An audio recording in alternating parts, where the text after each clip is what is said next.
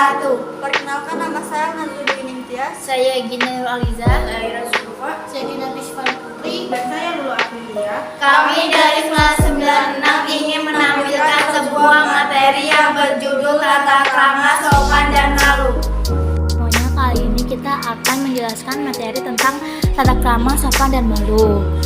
Apa sih itu tata krama, sopan, dan malu? Berikut materinya. Semua tahu kan apa itu tata krama? Tata krama merupakan norma-norma pergaulan yang berkaitan dengan kebiasaan dalam bertindak maupun bertutur kata yang berlaku atau disepakati dalam lingkungan pergaulan antar manusia setempat. Norma-norma dalam pergaulan ini menjadi penting untuk dipahami agar terjalin hubungan yang baik dan harmonis di dalam lingkungan pergaulan. Tata krama mengandung nilai-nilai yang berlaku khusus pada daerah tertentu. Oleh karena itu, sangat mungkin tata krama satu daerah akan berbeda dengan daerah lain.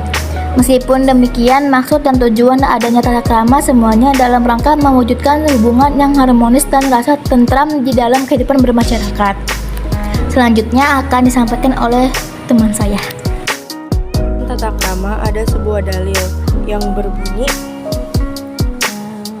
Ibnu Syarahi an Nabi sallallahu alaihi wasallam qala man lam yarham saghirana wa yujilla kabirana falaysa minna.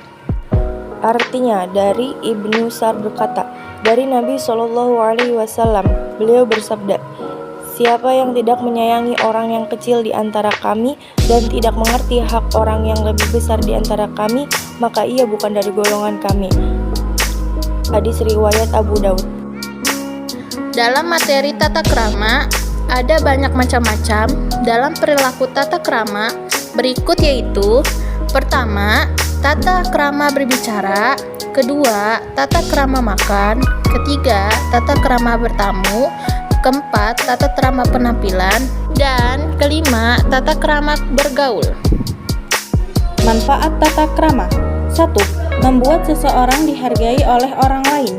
2. Membantu menciptakan ketertiban, keselarasan, kerukunan, keamanan, kedamaian, serta tentram dalam kehidupan bermasyarakat. 3. Dapat mendorong kesuksesan seseorang.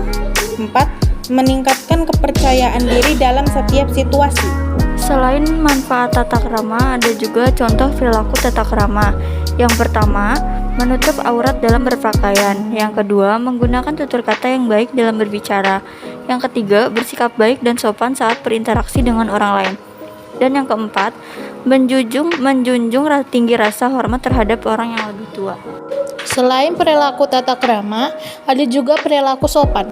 Sopan adalah berkata lemah lembut serta bertingkah laku halus dan baik. Kesantunan seseorang akan terlihat dari ucapan dan tingkah lakunya. Ucapannya lemah lembut, tingkahnya, lakunya harus serta menjaga perasaan orang lain. Dari sini dapat disimpulkan bahwa sopan mencakup dua hal, yakni sopan dalam ucapan dan sopan dalam perbuatan. Di dalam perilaku sopan juga adalah dalil naklinya. Berikut bacaan dari dalil nakli sopan.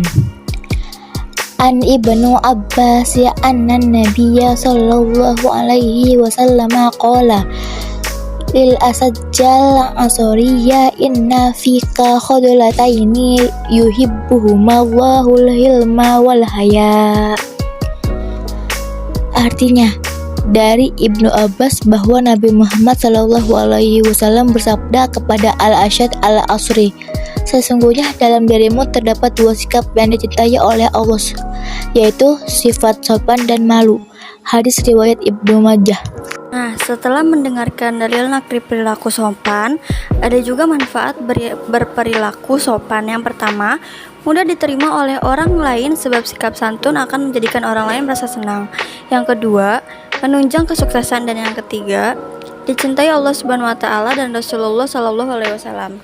Contoh perilaku sopan: 1. Menyapa teman dengan ucapan Assalamualaikum sembari tersenyum.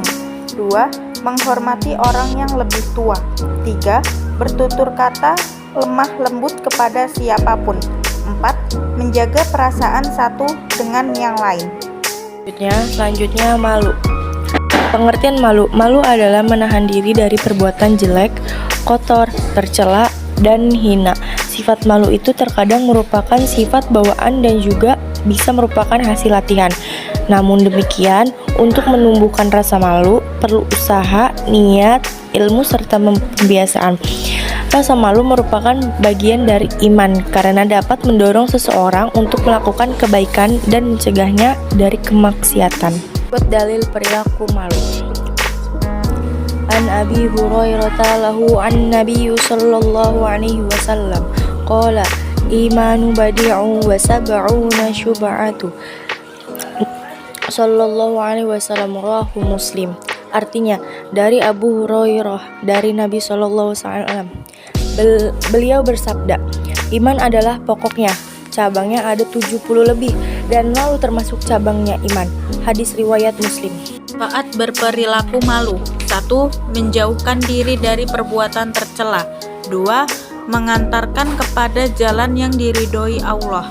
3. Mendatangkan kebaikan kepada diri sendiri. Manfaat dari berperilaku malu ada juga contoh perilaku malu. Yang pertama, malu apabila tidak beribadah. Yang kedua, malu apabila tidak jujur dengan lisan dan perbuatan. Yang ketiga, malu apabila berkata kasar dan membuat masalah. Dan yang keempat, malu ketika tidak memiliki ilmu pengetahuan. Sekian